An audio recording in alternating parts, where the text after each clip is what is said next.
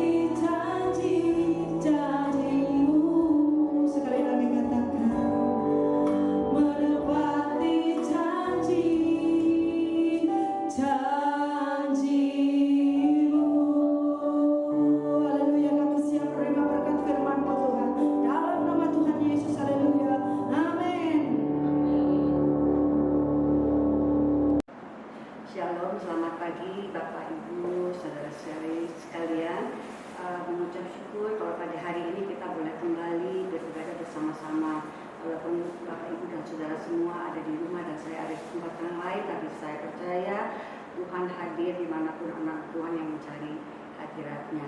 Sebelum kita mulai sharing firman Tuhan, mari kita masuk di dalam doa. Bapa di dalam surga, Hamba mengucap syukur dan terima kasih untuk semua kebaikan Tuhan, pemeliharaan Tuhan sepanjang minggu ini. Terima kasih juga bahwa Tuhan sudah melindungi kami, memberikan kami istirahat yang cukup sejak malam hingga pagi ini, sehingga kami boleh bangun dengan tubuh yang sehat dan kuat. Tuhan, sebentar kami akan belajar daripada firman Tuhan. Kami mohon Tuhan menjamah setiap anak-anak-Mu yang saat ini boleh duduk diam di bawah kaki-Mu, mendengar firman. Tuhan berkati pikiran mereka, Tuhan berkati pendengaran mereka, dan Tuhan berkati hati mereka, sehingga setiap firman yang ditaburkan pagi hari ini boleh jatuh di tanah yang subur, boleh berbuah lebat, sehingga kami semua boleh menjadi berkat bagi orang-orang di sekeliling kami. Tuhan juga berkati hamba yang Tuhan boleh pakai pagi hari ini untuk sharing firman Tuhan. Biar Roh Kudus yang akan memimpin setiap perkataan, biarlah keluar dari mulut dan bibir hamba ini hanyalah firman Tuhan. Dalam nama Yesus, haleluya, amin. Bapak Ibu Saudara-saudari sekalian, pagi hari ini saya akan membawakan sharing firman Tuhan dari Mazmur pasal 27. Tetapi sebelum kita masuk ke dalam pembahasan dari Mazmur ayat 27 ini, kita akan belajar, kita akan melihat latar belakang penulisan daripada Mazmur ini. Mazmur ini ditulis oleh Daud ketika saat itu dia sedang dikejar-kejar, hendak dibunuh oleh Saul. Kenapa Saul hendak membunuh Daud? Kita baca di dalam firman Tuhan, di dalam 1 Samuel 18 ayat 7 sampai 9. Demikianlah firman Tuhan. Dan perempuan yang menari-nari itu menyanyi berbalas-balasan, katanya, Saul mengalahkan beribu-ribu musuh, tetapi Daud berlaksa-laksa. Lalu bangkitlah amarah Saul dengan sangat, dan perkataan itu menyebalkan hatinya, sebab pikirnya kepada Daud diperhitungkan mereka berlaksa-laksa, tetapi kepada aku diperhitungkannya beribu-ribu. Akhir-akhirnya jabatan raja itu pun jatuh kepadanya. Ayat 9, sejak hari itu maka Saul selalu mendengki kepada Daud. Kita lihat di sini, dari mulai iri hati, Saul iri hati kepada Daud karena para perempuan itu memuji-muji Daud lebih daripada perempuan itu memuji-muji Saul. Kemudian dia merasa sebal, dia merasa kesal sekali, dengkinya timbul, kemudian amarahnya timbul, dan dia berniat untuk membunuh Daud dengan berbagai-bagai cara. Salah satunya adalah menjadikan Daud kepala pasukan 1000. Dengan tujuan apa? Agar Daud segera terbunuh. Karena sebagai kepala pasukan 1000, pastilah Daud harus berada di barisan paling depan dalam setiap peperangan. Tetapi apa yang direka-rekakan yang jahat kepada Daud itu direka-rekakan menjadi kebaikan oleh Tuhan. Di dalam ayat 1 Samuel 18 ayat 14 dikatakan, Daud berhasil di segala perjalanannya sebab Tuhan menyertai dia. Dia menang dalam segala peperangan karena Tuhan yang membuat dia menang dalam segala peperangan, karena Tuhan menyertai dia. Di dalam Kejadian 50 ayat 20a dikatakan, memang kamu telah mereka-rekakan yang jahat terhadap aku, tetapi Allah telah mereka-rekakannya untuk kebaikan. Manusia boleh merencanakan yang jahat, tapi Tuhan bisa mengubahnya menjadi kebaikan. Alih-alih Daud itu terbunuh di dalam peperangan, yang lebih heran lagi yaitu Yonatan, anak daripada Saul, dipakai Tuhan sehingga dia sangat mengasihi Daud. Dan di dalam Alkitab dikatakan Yonatan mengasihi Daud seperti jiwanya sendiri. Luar biasa sekali apa yang Tuhan lakukan di dalam kehidupan Daud. Singkat cerita, waktu itu Yonatan memberitahukan kepada Daud bahwa Saul itu sangat ingin membunuh Daud, sehingga Daud diberikan informasi bahwa engkau harus lari segera karena Saul akan membunuh engkau. Singkat cerita, Daud pergi menemui Imam Abimelek di kota Nob. Di sana dia diberikan bekal dan juga diberikan pedang Goliat. Pada saat mereka bertemu, ada seorang pegawai Saul yang melihat pertemuan itu, yaitu bernama Doeg. Kemudian Saul diberitahukan untuk segera lari ke Yehuda. Pada saat itu Saul sedang marah-marah, sedang uring-uringan karena mengetahui bahwa anaknya menolong Daud, dan dia juga menuduh bahwa setiap orang-orang di sekitarnya itu bersepakat untuk melawan dia. Karena itu dia marah-marah dan dia bertanya, tapi tidak ada seorang pun yang berani menjawab kecuali Doeg orang Edom itu. Doeg kemudian berkata bahwa dia melihat pertemuan antara Daud dengan Imam Abimelek, dan Daud juga diberikan bekal serta diberikan pedang oleh Imam Abimelek ini. Saul begitu marah, kemudian dia memanggil Imam Abimelek beserta semua imam-imam yang berada di kota Nob. Semuanya berjumlah 85 orang, dan semua mereka dibunuh oleh Saul. Kalau saya katakan bukan dibunuh tetapi dibantai oleh Saul. Pada saat itu Daud sudah berada di Yehuda, dan dia mendengar kabar tentang pembunuhan 80 imam oleh Saul ini. Sebagai anak muda yang saat itu diperkirakan berumur 20 tahun, saya yakin bahwa ada ketakutan di dalam ketika dia mendengar berita ini. Walaupun dia sudah menang berkali-kali di dalam peperangan, tetapi mendengar bahwa imam-imam yang saya yakin umurnya jauh di atas Daud itu dibunuh oleh Saul, pasti ada ketakutan, dan itu juga dicatat oleh di dalam Alkitab, Tetapi apa yang dilakukan Daud luar biasa sekali. Alih-alih dia meminta kepada Tuhan pertolongan atau menangis ketakutan, dia malah menulis Mazmur 27 ini. Mari kita baca dari ayat 1 sampai ayat yang ketiga.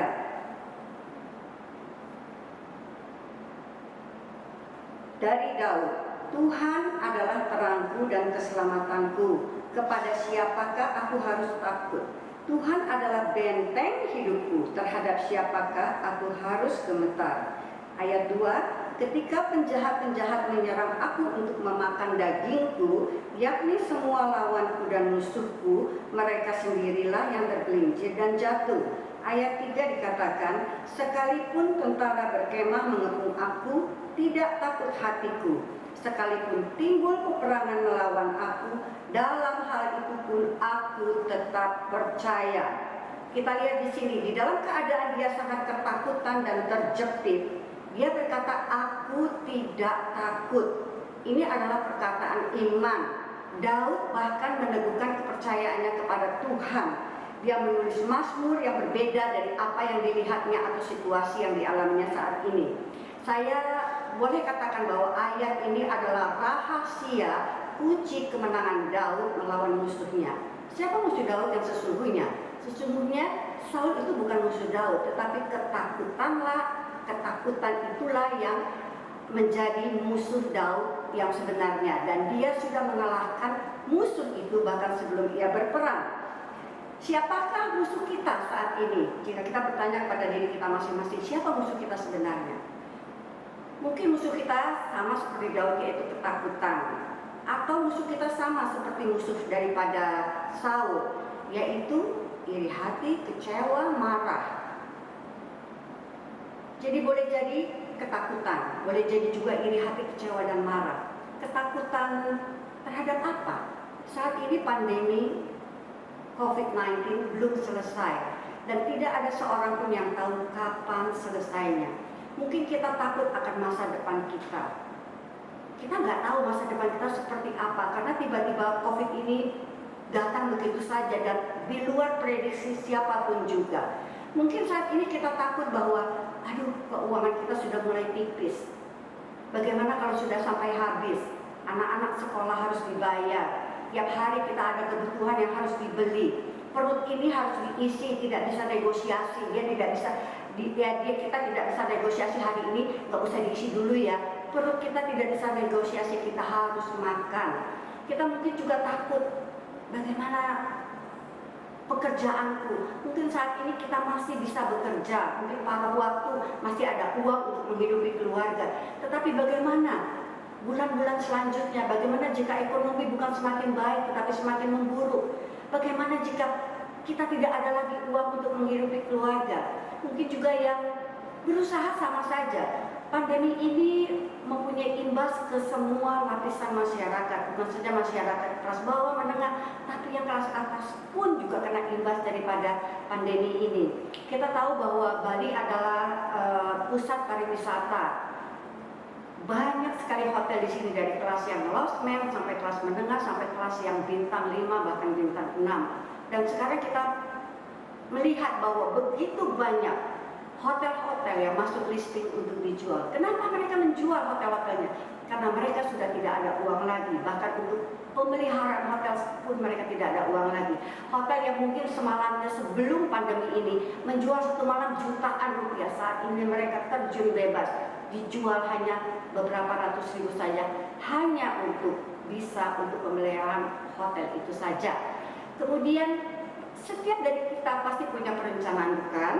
Juga yang pemilik-pemilik hotel, pemilik-pemilik usaha lain punya perencanaan. Mungkin sebelum ini mereka sudah merencanakan bahwa, oh iya, kami bisa mendapatkan income berapa, kemudian kita bisa boleh membayar hutang kita. Karena saya percaya setiap pengusaha itu tidak menggunakan uangnya sendiri, tapi juga menggunakan uang dari bank. Oh, kita bisa membayar bunganya, oh kita bisa mengembalikan kredit kita. Mungkin juga daripada kita juga ada yang mencicil motor, ada yang harus membayar uang kos, ada yang harus membayar KPR.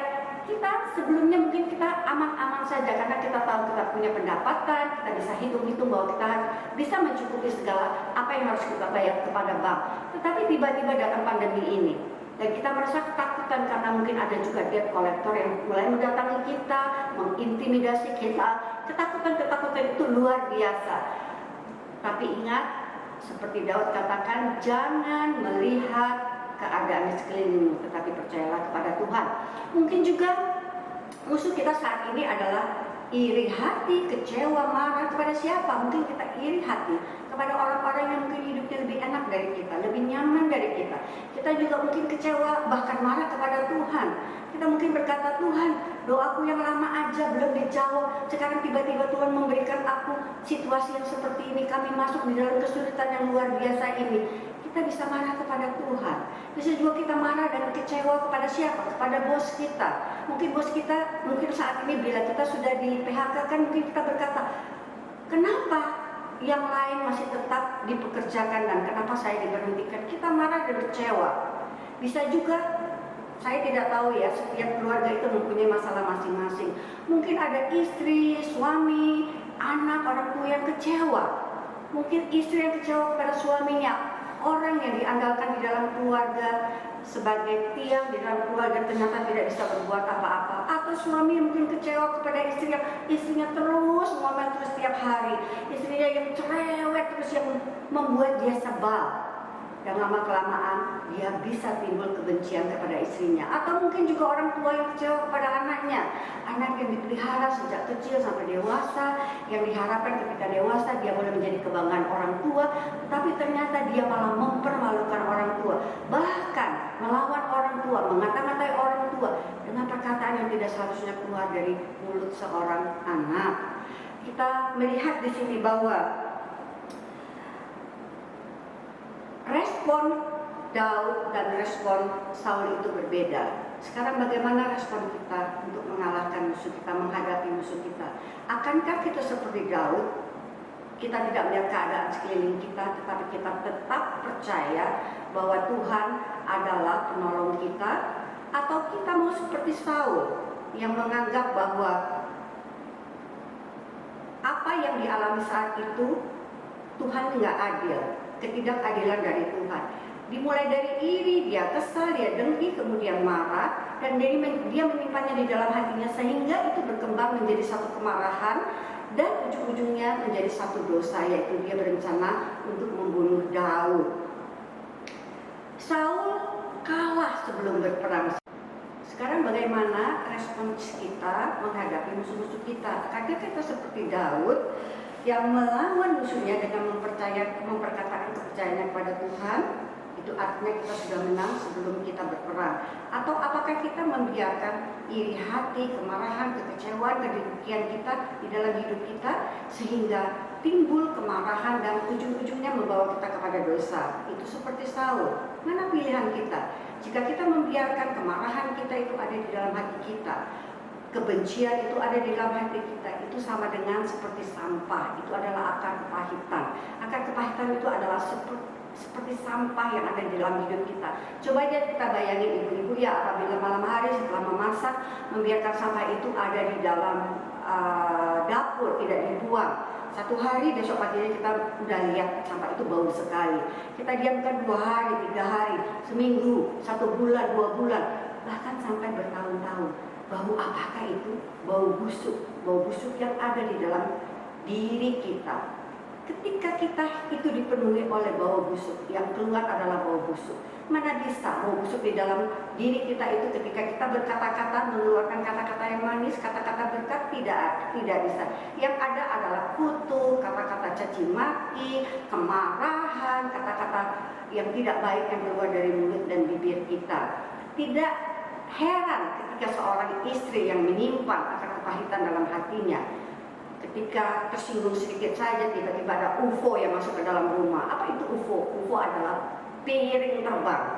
Jadi piring itu berterbangan dari satu sudut ke sudut yang lain. Seorang suami yang marah kepada istrinya dan memiliki akar kepahitan, apa yang terjadi? Bukan saja dia mengeluarkan kata-kata kasar, tetapi juga mungkin tangannya mulai bermain-main, atau sebaliknya dia diamkan istrinya, dia nggak berkata-kata, dia acuhkan. Ini lebih menyakitkan loh, Bapak Ibu Saudara sekalian.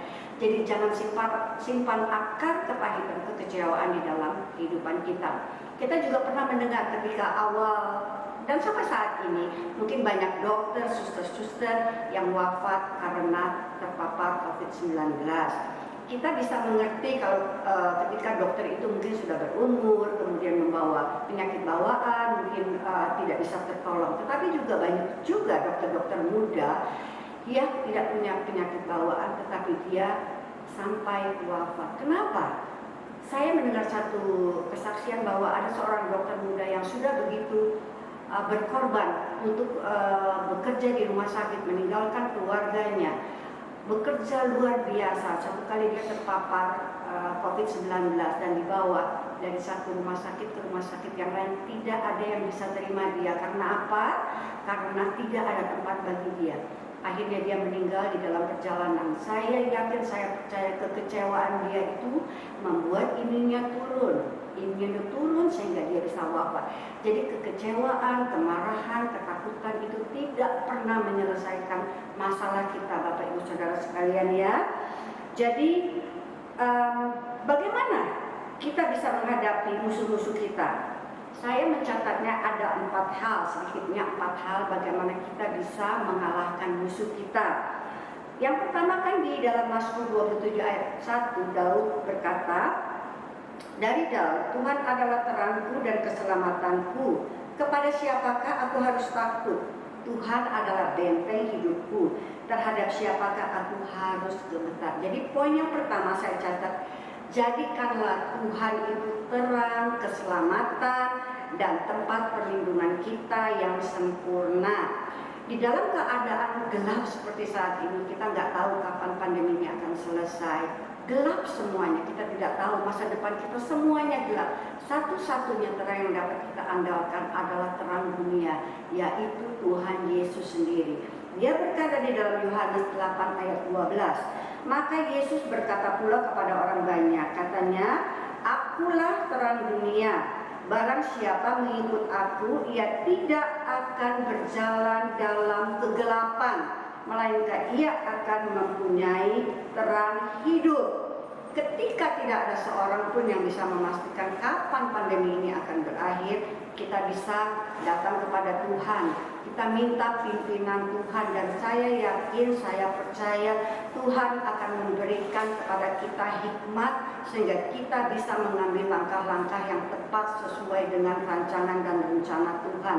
Daud adalah contoh yang luar biasa mengenai bertanya kepada Tuhan. Daud selalu bertanya kepada Tuhan sebelum dia melakukan sesuatu atau mengambil tindakan apapun. Dan dikatakan dalam Alkitab bahwa ia berhasil karena Tuhan membuatnya berhasil.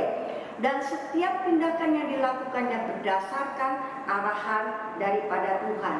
Ini menyatakan, menggambarkan bahwa Daud adalah orang yang sangat bergantung kepada Tuhan.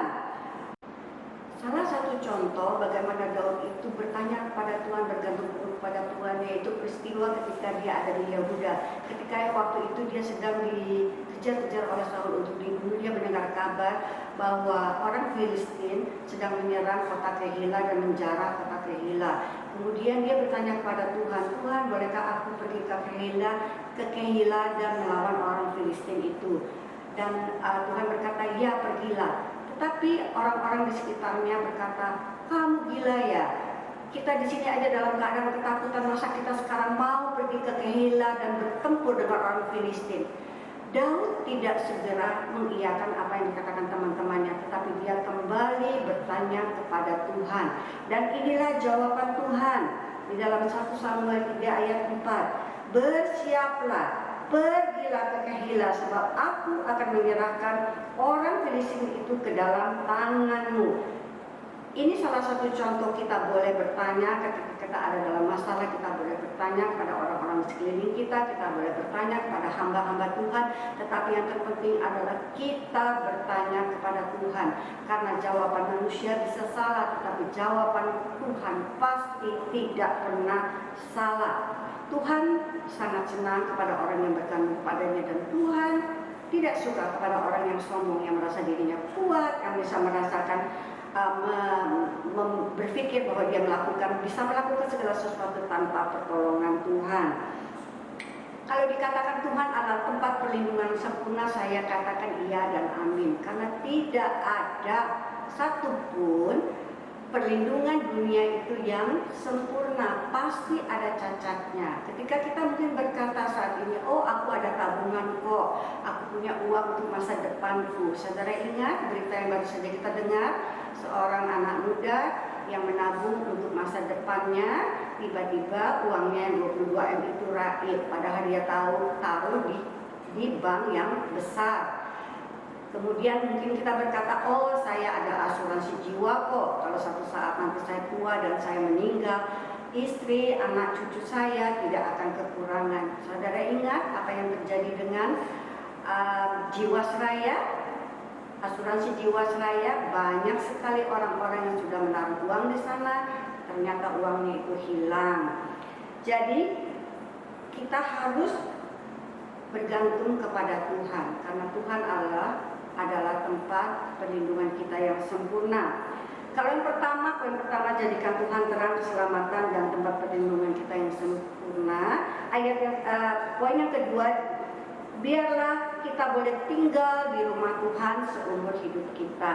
Tinggal di rumah Tuhan bukan berarti rumah dalam bentuk fisik yaitu gereja. Tinggal di rumah Tuhan berarti kita bersama-sama dengan Tuhan. Kita menikmati hadirat Tuhan. Tuhan hadir di dalam setiap aspek kehidupan kita. Kalau kita tinggal bersama orang tua kita bisa tahu apa yang boleh dan apa yang tidak boleh kita lakukan, apa yang menyenangkan hati mereka dan apa yang mendukakan mereka. Sama ketika kita diam di dalam rumah Tuhan, kita boleh belajar dari Tuhan Yesus, apa yang Tuhan tidak suka, apa yang boleh, apa yang tidak boleh dilakukan. Kalau kita juga akhirnya mempunyai karakter seperti orang tua kita, sama ketika kita diam di dalam rumah Tuhan, kita tinggal bersama-sama dengan Tuhan, kita lama-kelamaan karakter kita juga menjadi serupa dengan karakter Tuhan Yesus. Dan kita tahu cara Tuhan bekerja, cara Tuhan menolong kita. Selanjutnya, Daud pun juga mengalami banyak kesesakan dan juga banyak masalah di dalam hidupnya. Tetapi kita belajar dari Alkitab bahwa dia banyak diam di dalam rumah Tuhan. Semua pandangan dia ketika dia ada di dalam rumah Tuhan, ketika dia kenal cara Tuhan bekerja, ketika dia tahu karakter Tuhan, semua pandangan dia terhadap pekerjaan Tuhan adalah baik. Dia bisa berkata Tuhan itu baik di dalam segala kesesakan dan masalah yang dia hadapi.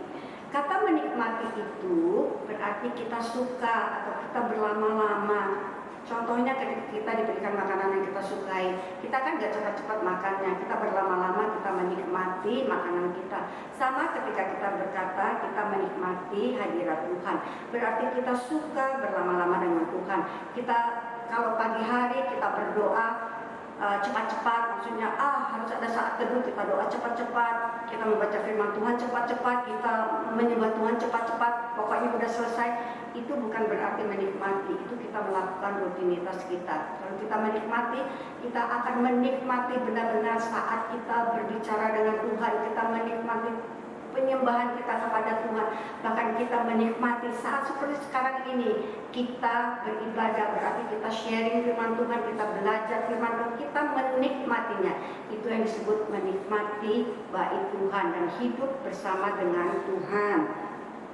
Poin yang ketiga, kalau yang pertama jadikan Tuhan terang keselamatan dan tempat perlindungan kita yang sempurna. Kedua, tinggal di rumah Tuhan di sepanjang hidup kita. Yang ketiga, poin yang ketiga yang saya catat adalah pandangan kita hanya fokus kepada Tuhan dan firman Tuhan saja. Seperti burung dara, ini adalah burung yang sangat unik. Dia mempunyai mata yang bisa memandang satu objek saja pada satu kesempatan. Yang Tuhan juga inginkan seperti itu. Tuhan ingin kita fokus kepada Tuhan atau kepada firman Tuhan. Mungkin ketika kita menghadapi masalah, pencobaan, masalah yang begitu berat, mungkin awal-awalnya kita berkata, Tuhan aku percaya kepadamu, kita nggak kemana-mana, mata kita tertuju pada Tuhan, kita aminkan setiap firman Tuhan. Tapi ketika doa kita belum dijawab Tuhan, mata kita mulai meleret ke kiri dan ke kanan, kaki kita mulai melenceng ke kiri dan ke kanan. Kita tidak lagi fokus kepada Tuhan, tetapi kita mulai mencari jalan keluar yang sesungguhnya tidak berkenan kepada Tuhan. Kita mulai mencari orang-orang pintar, kita mulai mencari nasihat dari orang-orang yang tidak berkenan kepada Tuhan. Hati-hati, sebagai anak Tuhan, hendaknya kita hidup tidak diombang-ambingkan oleh kenyataan yang ada di sekitar kita, tetapi tetap teguh pegang firman Tuhan. Saya sangat suka firman ini yang berkata, Tuhan turut bekerja dalam segala sesuatu. Dalam segala sesuatu loh, bukan dalam hal-hal yang baik saja, bahkan hal-hal yang kurang baik Tuhan ada di sana. Untuk apa? Mendatangkan kebaikan bagi kita yang mengasihi Dia. Jadi ketika kita diizinkan Tuhan masuk di dalam masa yang sukar saat ini, saya percaya ada kebaikan yang Tuhan sediakan bagi setiap daripada kita. Mungkin saat ini kita belum bisa melihatnya, tetapi percayalah suatu saat kita akan berkata, Tuhan sungguh baik, amat sangat baik, teramat baik. Saya melihat banyak keluarga yang dipulihkan, mereka yang tercerai-berai, mereka meribut terus-menerus antara ibu dan anak dan saudara-saudara dipulihkan oleh Tuhan pada masa sekarang ini. Saya melihat banyak orang yang sebelum itu sombong, angkuh, yang merasa dirinya kuat, saat ini bertekuk lutut di hadapan Tuhan dan berkata, kekuatanku ini tidak ada artinya dibandingkan dengan Tuhan. Saya percaya dia bertekuk lutut dan berkata, Tuhan, Engkau adalah penolongku, aku tidak bisa berjalan tanpa Engkau. Bukankah ini juga satu kebaikan yang Tuhan lakukan atas diri orang ini? Mukjizat yang kami alami di masa pandemi ini, sebagai hamba Tuhan kami pun juga ada masalah, pencobaan yang berat juga kita alami. Ketika doa kita bertahun-tahun lamanya belum dijawab Tuhan pada saat masih keadaan normal, tapi kami tetap percaya bahwa Tuhan pasti menjawab doa kita tepat pada waktunya, karena kita percaya Tuhan tidak pernah terburu-buru dan Tuhan tidak pernah terlambat. Apa yang kami alami, perjalanan rohani kami bersama Tuhan, semua mukjizat yang Tuhan sudah lakukan dalam hidup kami, itu yang membuat kami percaya. Kami percaya bahwa Tuhan kalau sudah menolong kami di masa-masa yang lalu, Tuhan juga pasti tolong kami. Tuhan tidak pernah meninggalkan kami, Tuhan pasti pegang kami. Tuhan tidak pernah membiarkan kami jatuh sampai tergeletak. Karena itu penting kita mengalami pribadi dengan Tuhan. Kita penting mengetahui, mengenal karakter Tuhan dalam hidup kita, sehingga kita tidak diombang-ambingkan oleh keadaan yang ada di sekeliling kita. Oke, yang keempat, poin yang keempat yaitu jadikanlah Tuhan pemimpin seluruh perjalanan hidup kita. Saya akan memberikan satu ilustrasi. Kalau suatu saat kita naik bus menuju ke satu kota, mungkin di dalam bus itu ada supir, kemudian supir pribadi, mungkin supir perusahaan, mungkin kita sendiri yang bisa menyetir, mungkin ada nahkoda, mungkin juga ada pilot yang ada di dalam sana, dan orang-orang lainnya mungkin bisa juga menyetir mobil ya. Tetapi apakah ada di antara penumpang itu yang dengan arogannya berkata kepada supir itu, "Pak, salah jalan Pak, jangan ke sini, ke sana Pak, ke sini." Enggak, bukan. Kita akan duduk diam, kita akan menikmati perjalanan kita, dan kita akan tiba di tempat tujuan kita dengan selamat. Demikian pula di dalam kita mengarungi perjalanan hidup kita ini. Jadikanlah Tuhan nahkoda kehidupan kita. Maka semua apa yang direncanakan Tuhan, semua apa yang Tuhan persiapkan bagi kita akan terjadi, dan kita akan sampai kepada tujuan yang Tuhan sudah persiapkan bagi kita. Bapak Ibu Saudara sekalian, inilah firman yang singkat yang saya sharingkan pagi ini. Jadi percayalah bahwa kita bisa mengalahkan musuh kita ketika kita percaya penuh kepada Tuhan. Seperti Daud, bertanyalah kepada Tuhan. Diamlah di dalam rumah Tuhan seumur hidup kita. Biarlah Tuhan yang menjadi pemimpin kita di sepanjang perjalanan hidup kita. Sebagai penutup, saya akan membawakan satu firman Tuhan. Tuhan memerintahkan kita di dalam Yesaya 41 ayat 10. Tuhan berkata, "Janganlah takut, sebab aku menyertai engkau. Janganlah bimbang, sebab aku ini Allahmu. Aku akan meneguhkan, bahkan akan menolong engkau. Aku akan memegang engkau dengan tanganku yang membawa kepada kemenangan." Bapak Ibu Saudara sekalian, ini adalah perintah Tuhan Yesus kepada semua daripada kita. Jangan takut, Tuhanlah penolong kita. Puji Tuhan, Shalom. Mari kita bawa dalam doa. Bapa, kami mengucap syukur dan terima kasih untuk firman Tuhan.